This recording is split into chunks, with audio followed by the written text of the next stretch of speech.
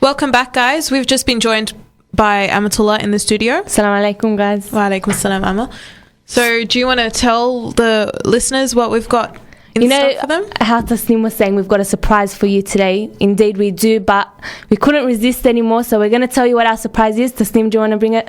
Omar Regan was in town this week, and we actually have exclusive sound bites for you from Omar Regan. He does Donkey and Shrek. And Elmo, apparently. Yeah, it's really, really cool. Not to mention Chris Tucker. Completely butcher the surprise. No, but stay tuned. You have to hear it like live, right? Before we get to that, we just have two community initiatives that we want you to hear about. The first one is about the Australian census, which is coming up in August, and the next one is an interview with an activist in our community, and she has more to say. So if you want to hear all these things, stay tuned. You're listening to The Y Factor on 87.6 FM. The Y Factor. I'm joined in the studio by Fatima Karouche from the Australian Bureau of Statistics, and she's here to talk to us about the census. Fatima, can you just tell us what is the census? The census is a formal way of counting the population, and it's done every 5 years. So the last census was in 2006, and this year is census year.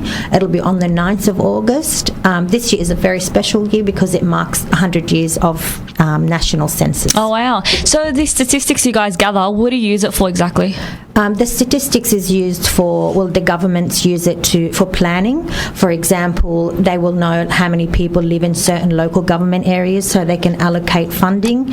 They can plan roads, transport. So by the questions that they ask, for example, how did they get to work? By train or by car? So then they will know that area, a lot of people work, they use transport, so they need to plan more transport or more trains or more buses and so on. I think that would also be relevant to the areas where our audience is from, because obviously they're kind of disadvantaged or different areas. So I think it's very important for the government to know exactly the demographic. Yeah, that's right. So they can provide those services. Absolutely. And especially where areas if they're highly populated with people from culturally diverse backgrounds, some of the questions ask, what language do you speak? What is your religion?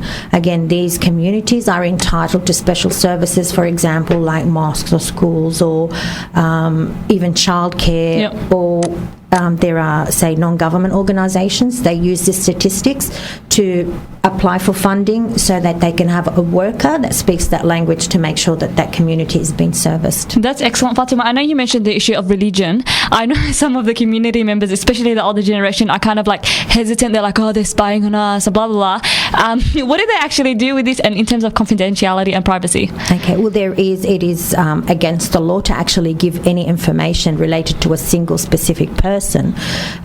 So all the information that's collected, it's not shared with any other government agency. So no ASIO tapping or whatever? No ASIO, no Centrelink, no tax office or housing.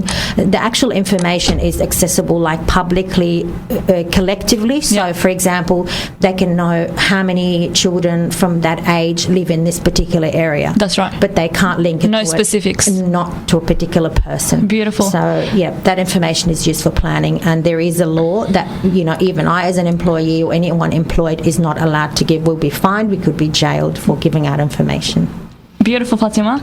Now, I know you said the census is coming up in August, so you had information about employment opportunities? Yes, we're now at the stage of employing census collectors, and the role of the census collector is to deliver the census forms, and they'll be given a designated number, so it's up to about 500 homes that they have to deliver to, and they're given designated streets. So they'll be given a map with an allocated streets, and usually they're within their neighbourhoods, very close to where they live. They deliver those forms before census night, which is the 9th of August, and then after census night they have to go back to those homes and collect them.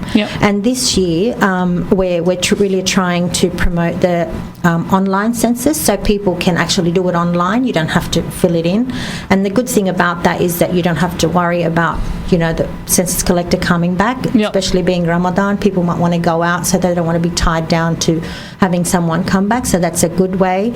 And also it fits 10 people on the form. Excellent. Form. We have big families, alhamdulillah. Exactly, and that's why it'll be of benefit, and it's a very efficient way of doing the census. Okay, so if any of our audience out there want to do this, who should they contact? Okay, we have a website. They can go to www.abs.gov.au/census. They can call our information line, which is 1-800-420-182. And the qualities that we're looking for in a census collector, they have to be a permanent resident or a citizen. They have to have very good communication skills. If they're bilingual, that's a bonus. They have to have a good physical ability because most of the job is walking, so they will be doing a lot of walking. They have to have access to a car because when they're carrying a lot of forms, they will need, be walking a lot and, be a lot to carry. They have to be able to read a map. They have to be able to maintain the security confidentiality of the information they're collecting, and they have to represent the ABS professionally. Definitely. I know this might be an issue for the youth. What's the pay like? Yeah, of course there's a pay. That's the good part. It's about $18 an hour. Okay. It's the whole pay would be between $1,300 and $2,800. So it depends on the area where they're working and what you do exactly. And its complexity. Like some areas are a bit more difficult than others, so they'll be getting more. The applications close on the 5th of May. So the application will be done online. Okay, Fatima, thank you so much. That was Fatima from the ABS, and if you are interested, make sure you do log on to the ABS website or give the 1-800-420-182 number a call, and that's some easy cash for that time. So thank you, Fatima, once again. Okay, thanks very much.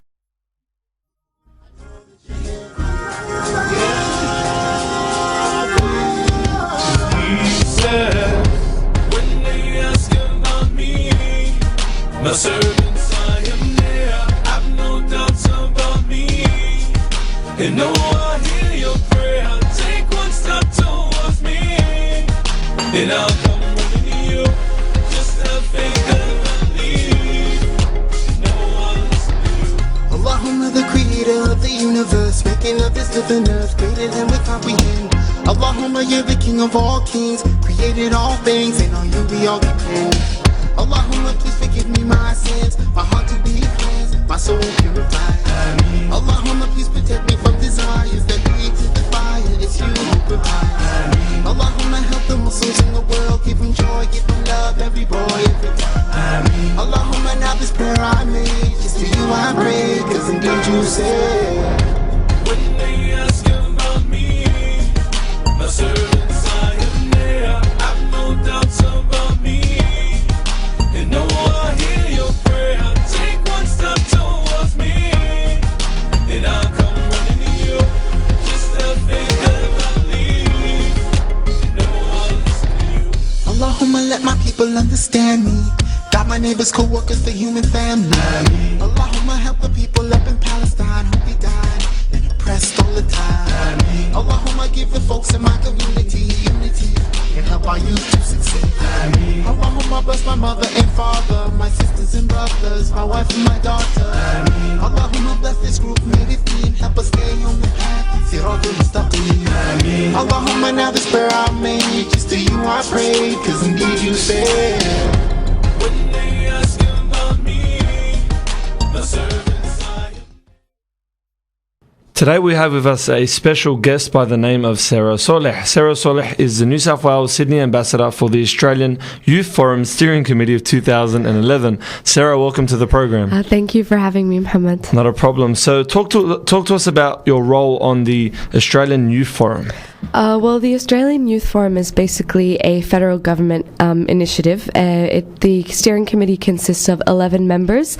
All of us are stationed across Australia, so you have people in New South Wales, like myself.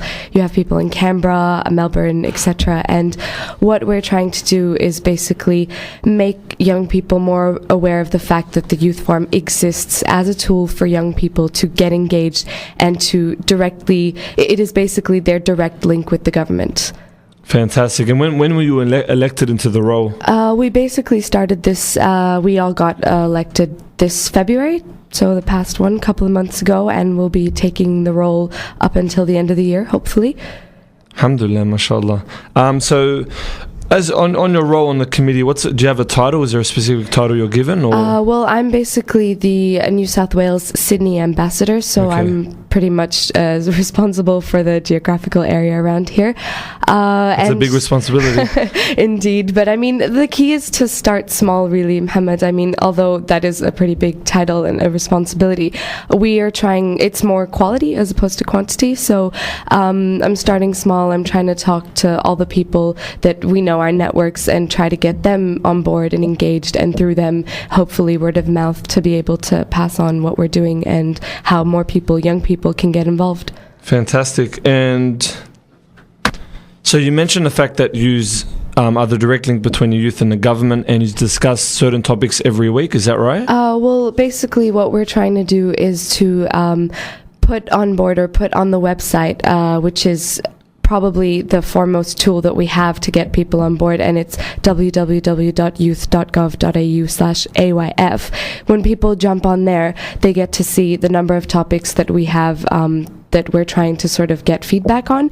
So, for example, a couple of weeks ago, we had cyberbullying. So with that, obviously, that's been quite a relevant topic for a lot of the things that have been happening around schools, and we want young people, to be able to have their say on that. So what they think of it, how they think the government should deal with it, etc. So basically the gist of it is that this is a way for us to create a space for us to air our views on those issues and any other issues that we think may be relevant to us as young people.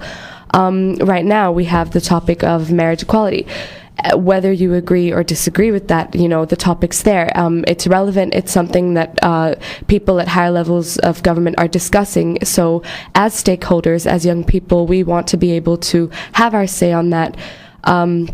Whether we jump on the website and talk about it, or whether, any young person comes up to me as the New South Wales Sydney ambassador and says, Sarah, I think about this, and that's my view on marriage equality, or I think that you guys should talk more about another topic, for example. So it really just depends on what's happening right now and what's relevant. Well, that's fantastic. So you do seem to you have a plethora of issues which can affect, government policy. And it was an interesting topic you were discussing this week. What was it? Well, like I said, marriage equality, but very soon, hopefully, we aim to put out the topic of youth allowance. Obviously, that's something, again, that a lot of young people care about and affects them, and I'm sure they would want to have a say on where that's going and the impact that it's going to have. So whether you have a strong feeling about youth allowance, or whether you don't, or whether you have any strong feeling about anything, make sure to talk to me or jump on the website, again, www.youth.gov.au/AYF, and let us know what you think. I think they should definitely let you know what they think, because it is youth allowance, and we know that it is a pertinent topic, especially for the Muslim Absolutely, youth. We yeah. all need our HEX fees to be paid, and all our living expenses whilst at university or at school or college or TAFE. Absolutely. So what would be the process? So if they jump on the site, is there a section where they can comment or suggest an idea? What exactly is the process that they can go about? I'm glad you asked that, because, basically, as you said, it's pretty simple. It's straightforward. It's direct. It's jump on the website, and there you have it. So it's an immediate sort of effect that you have. You find that usually the topics are on your right hand side, and so let's say youth allowance, you will click on that, and then it will ask you exactly that. What is your say? What do you think about youth allowance? And you put in, your comments, and you just send it through, and we immediately receive it. So that's basically fantastic. That's the process. And I'm glad you also mentioned the Muslim community, because for me that's of particular importance. So I mean, with my work across the community, I get a lot of, the government doesn't listen, or we don't have a chance to say what we think, or it's falling on deaf ears, as you and I were discussing before the show. And the thing is, to a certain extent, I might have agreed with you before, but then with this youth forum, I think we really do have no excuses, because the tool, it's right there. It's for us to use. It's very easy. And, it's basically trying to take advantage of all the new technologies, because that's what makes it easier access for us. And like I said, if, you're not interested in the internet and you don't really want to jump online, you can talk to me. I'm always out and about at Muslim events, hopefully. Try and and go to those a lot. And yeah, you can always contact me as well and just let me know what you think. We have a lot of the AYF postcards, and they're actually really interesting because it's literally old school, but it's pretty fun to write out what you think and on any one topic and hand it to me, and I'll pass it on as the New South Wales That's a fair point. Instead of us being armchair critics, we should be active and maximising this opportunity, Definitely. as you said. And you're also a PhD student, or soon to be. Yes, I'm actually trying to work a bit through that. I have a few months to sort of pick out my topic, and we'll see how Mashallah. it So goes. working, university, a lot of roles to juggle. Well, yeah, I mean, honestly, I feel like our community is definitely the place to start and definitely encourages that. And I see a lot of people doing a lot of work, and mashallah, it's inspiring. And for me, I'm like, why not? Let's get into it. We can do something about this. So just finally, what would your advice be to sisters out there who think, my voice can't be heard? I mean, look at yourself at university. You're on a steering committee of, something that can affect the way policy functions and dealing with the government and youth issues. What would be your advice to sisters out there who think, I'm Muslim, I'm limited in a sense, that misconception that we do have in our community? Well, that's exactly right. It is a misconception. I think the limits that we have are the ones that we place on ourselves, really. So if Alhamdulillah, I've had a really supportive family, really supportive friends, and of course the community itself. So, yeah, that's never ever stopped me if I think I need to do something. And everything we do, Muhammad, is basically what do we say? It's for our iman, for deen, to strive to become a better person, to self-improve, and individually and as like an individual in society. So that's basically what I'm trying to say, is that everything that I do is going to hopefully have an impact, or at least I strive for it to have a positive impact, and nothing should stop us from doing that. There are no barriers. As long as we strive for success, strive for better, we should be. Wise words. Just finally, also the website that people can go onto was again www.youth.gov.au/AYF. So check it out. Next week's topic is about youth allowance. So if you're interested and inshallah want to contribute and have your say heard and your voice indeed considered, please jump onto their website and help them out. Thank you very much, Sarah, for your time today. Thank you, Brother Muhammad. No worries. May Allah subhanahu wa ta'ala reward you with all your, for all your efforts and all the success in your future endeavors. Thank you.